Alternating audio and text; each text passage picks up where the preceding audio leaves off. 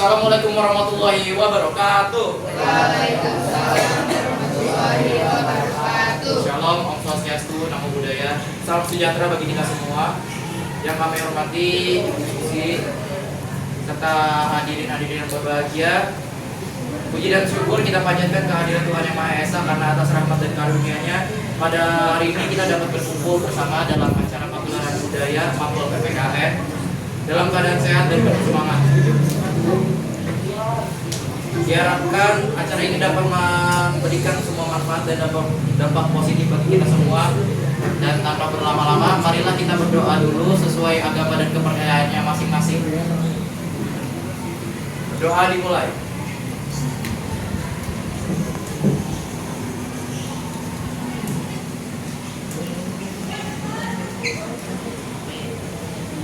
Doa selesai. Oke, mari langsung saja bersama-sama mengikuti rangkaian acara ini dengan tertib dan penuh antusiasme. Demikian pembukaan dari saya. Selamat mengikuti acara pagelaran budaya. Untuk acara selanjutnya adalah sambutan dari Bu Susi, yaitu guru mapel PPKN kita.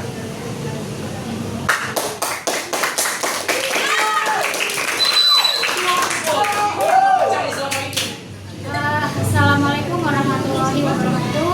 Selamat siang semuanya dan salam sejahtera untuk kita semua ya.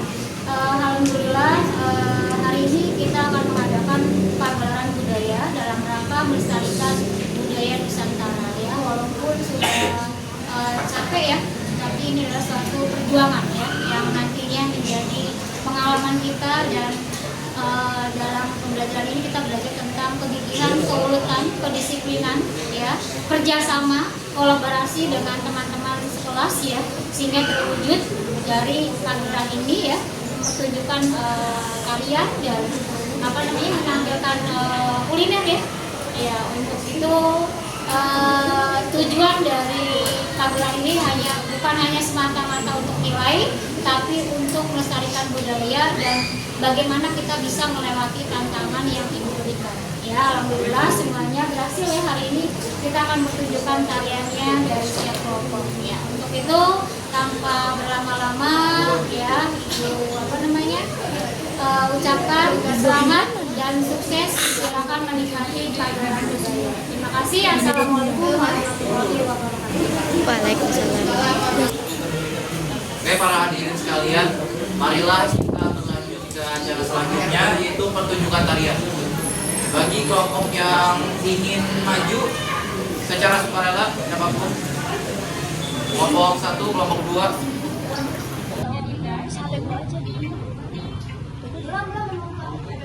Tapi emang lu pada apa?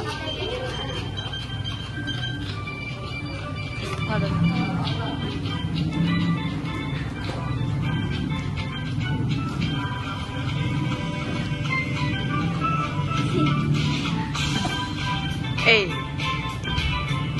Hey. Hey. Hey.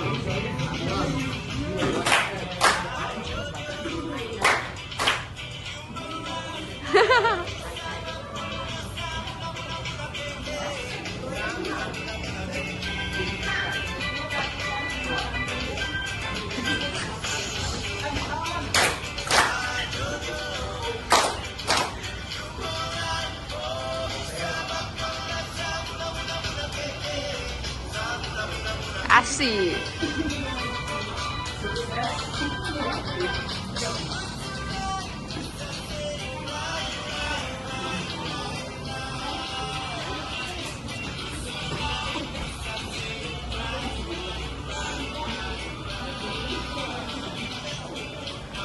Yang pada main HP. Lu udah apa? Udah main HP?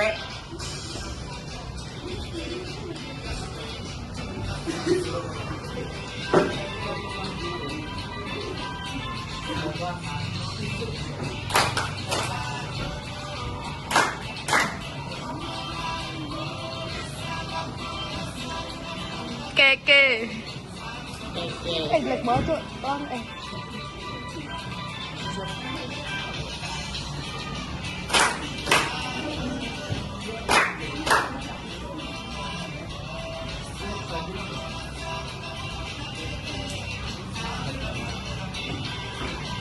Gampang banget ya?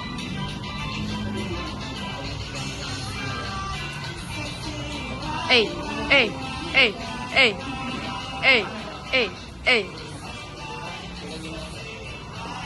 eh, eh, ya, nari dia, asik.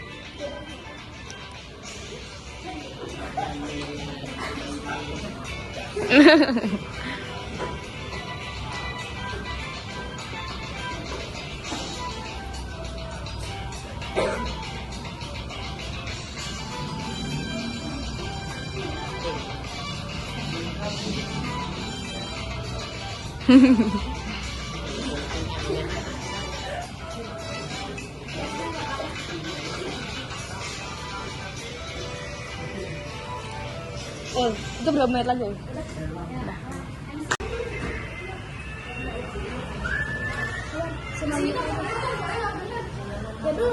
Iya, yang pakainya gede siapa seorang ada ya?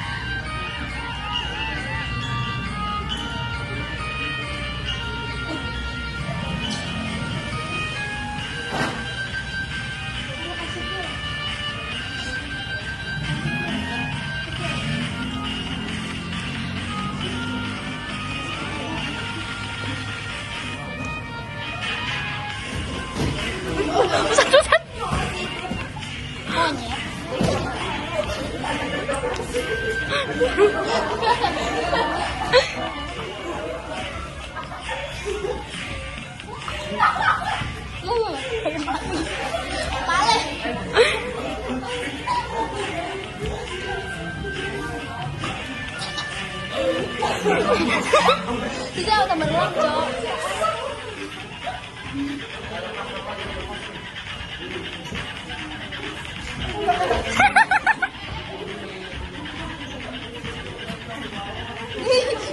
On.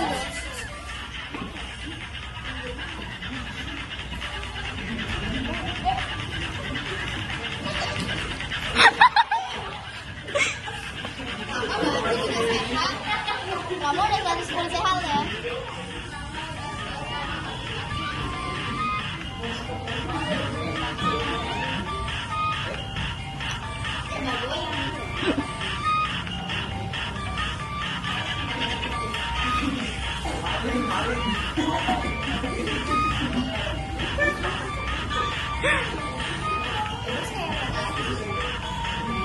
Bos mau ngaji mana bos?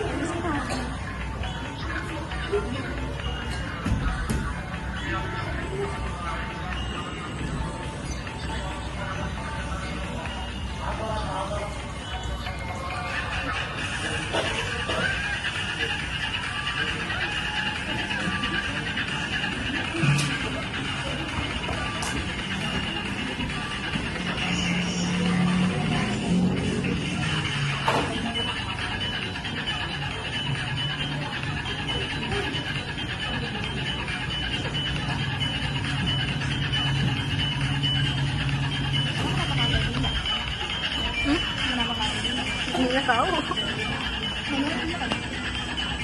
Sama.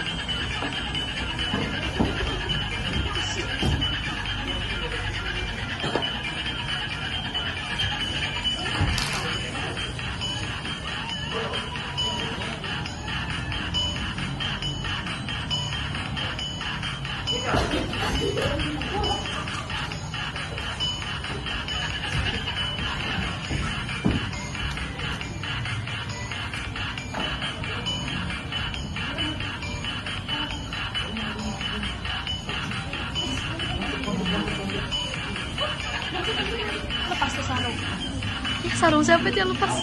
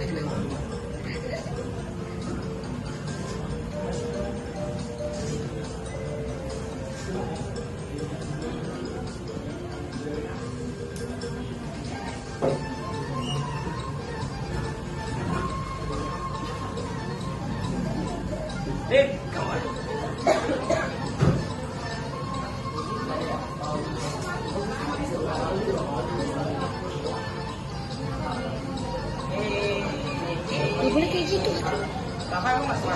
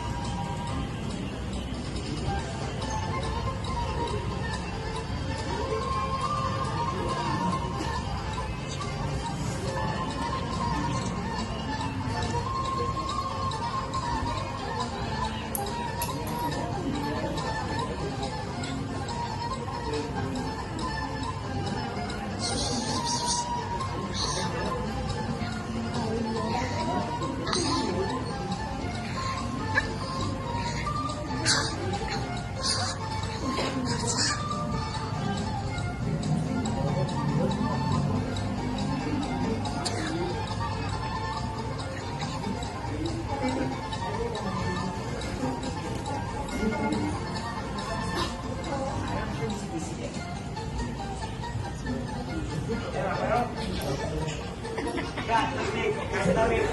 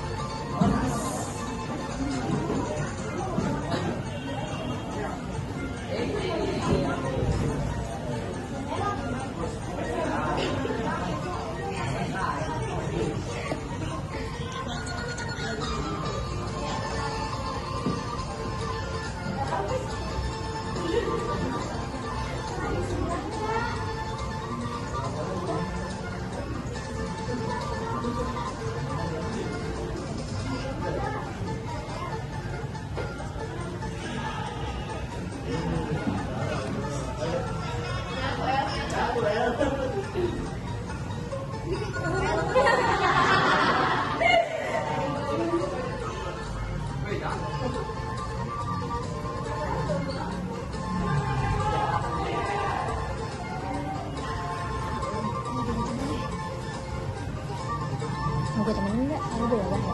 Di bawah. Bentar, dikit lagi.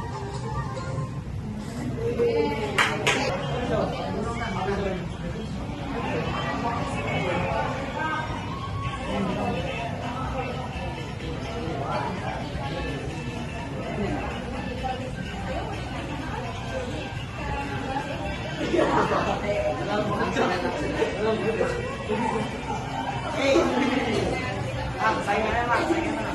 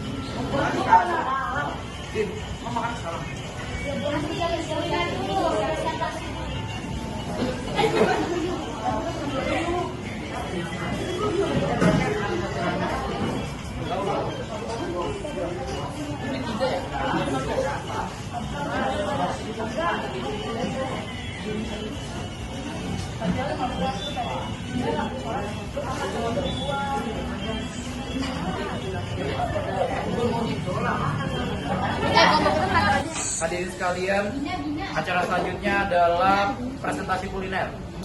Dimulai dari kelompok. Oke, kelompok dulu. Assalamualaikum warahmatullahi wabarakatuh. Waalaikumsalam warahmatullahi wabarakatuh.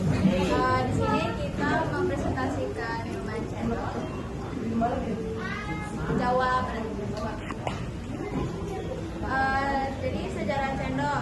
Cendol diperkirakan sudah ada sejak zaman kerajaan. Merujuk naskah Serat Jatmini abad 16 dan Kakawin Kresnayana abad 12. Nama cendol berasal dari kata dendro, merujuk pada tekstur tiramisu beras yang kenyal dan berberlimpah. Manfaat cendol. Cendol bermanfaat sebagai sumber energi cepat karena mengandung karbohidrat dan tepung beras dan gula, serta membantu meningkatkan tubuh terutama saat cuaca panas. Mengapa cendol enak? Cendol enak karena perpaduan rasa manis gula merah, gula santan dan tekstur kenyal yang menggugah.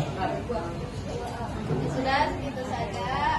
Maaf kalau misalnya salah. Wassalamualaikum warahmatullahi wabarakatuh. Assalamualaikum warahmatullahi wabarakatuh. Perkenalkan, kami dari kelompok 4 akan mempresentasikan sejarah asal-usul bakso Malang. Sejarah bakso Malang. Bakso Malang berasal dari Kota Malang, Jawa Timur. Makanan ini mulai dikenal luas sekitar tahun 1970-an. Awalnya bakso dijual oleh pedagang kaki lima yang berkeliling menggunakan gerobak. Seiring waktu, masyarakat Malang mulai menambahkan berbagai pelengkap seperti tahu, siomay, dan pangsit goreng, sehingga berbeda dari bakso yang daerah lain. Ciri khas inilah yang kemudian membuat bakso Malang semakin populer dan menjadi ikon kuliner khas Malang. Kini bakso Malang tidak hanya dikenal di daerah asalnya, tapi juga telah menyebar di berbagai daerah. Bakso Malang dibuat dari bahan-bahan sederhana, yaitu daging sapi, tepung tapioka, bawang putih, garam, dan merica, air. Bahan-bahan tersebut diolah hingga menghasilkan bakso yang kenyal dan gurih.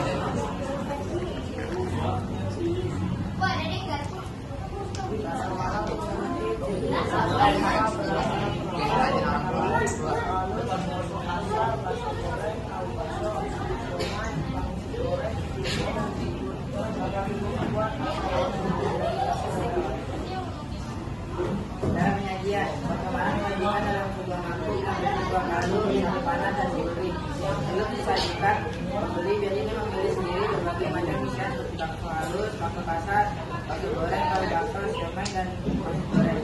Setelah semua pelengkap dimasukkan, bakso disiram dengan buah kaldu dengan kuning.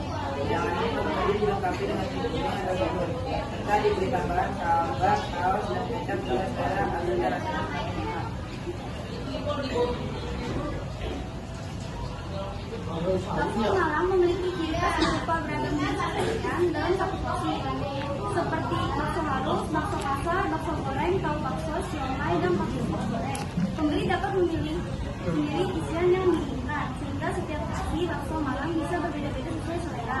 Selain itu, bakso Malang disajikan dengan kuah kaldu sapi yang gurih, kuning, dan segar.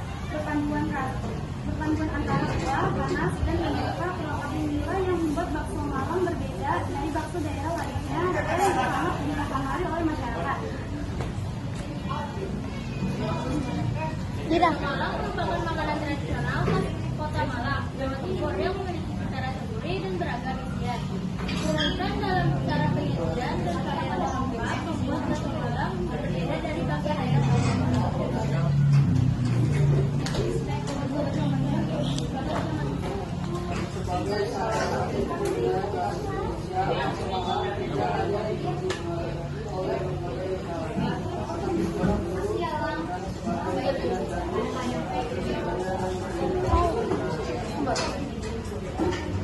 Sekian presentasi dari kelompok kami. Wassalamualaikum warahmatullahi wabarakatuh.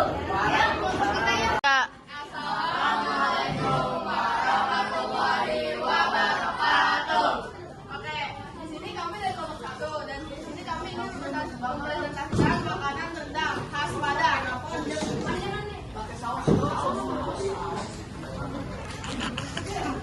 Sejarah rendang. Pisang rendang berakar pada merantau masyarakat Minangkabau yang telah berlangsung selama 16 tahun.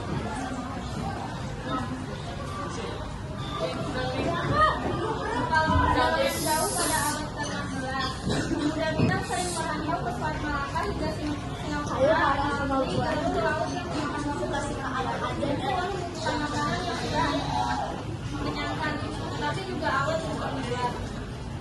Dan diciptakan sebagai solusi karena proses memasak yang buang seluruh kadar air menjadikan makanan yang tidak terkandung.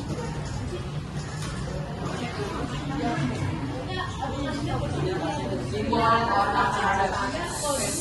Rendang bukan sekedar lauk, melainkan hidangan wajib dalam upacara adat. Serta juga sebagai hidangan wajib untuk tamu kehormatan. Dalam filosofi Minang, rendang terdiri dari 4 bahan yang mewakili struktur sosial. Daging melambangkan minyak mama atau pemimpin adat, kelapa melambangkan saja pandai atau intelektual, cabai melambangkan alim ulama atau pemimpin agama yang tegas. Mas.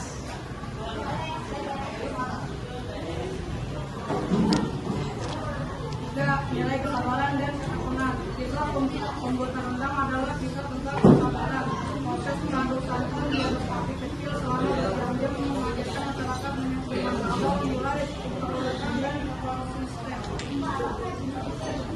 Kemudian pendirian perdagangan.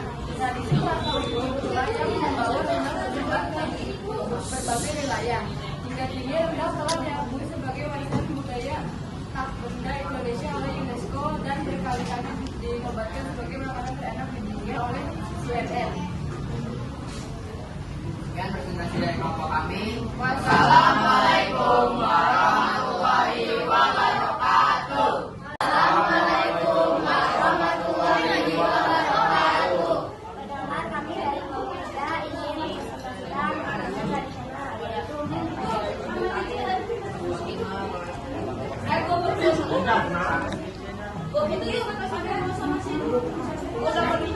Seperti kata pepatah, tak kenal maka tak sayang. Perkenalkan, nama saya Gusti Agung Raja Putra Andre Gudatama, dan ini Saya Yesi Ranelo. saya Safira Renisa, Saya Benka Davina Putri. saya Asmiri Sisira.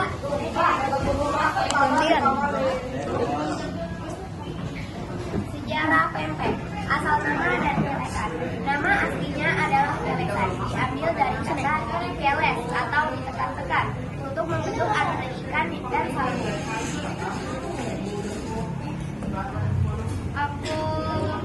Akulturasi budaya merupakan hasil perpaduan kuliner lokal dengan teknik pengolahan ikan Tionghoa mirip dengan gakian atau ngohiang. Sejarah penjualan. Awalnya dibuat oleh warga asli, lalu sekitar tahun 1916, penjual keliling Tionghoa yang dipanggil Apat mulai memasarkan kuliner ini sehingga pembeli sering memanggil pempek. Evaluasi ikan. Dulu pempek menggunakan ikan berderida. Namun karena semakin langka dan mahal diganti ikan yang lebih terjangkau seperti terdiri atau gabus.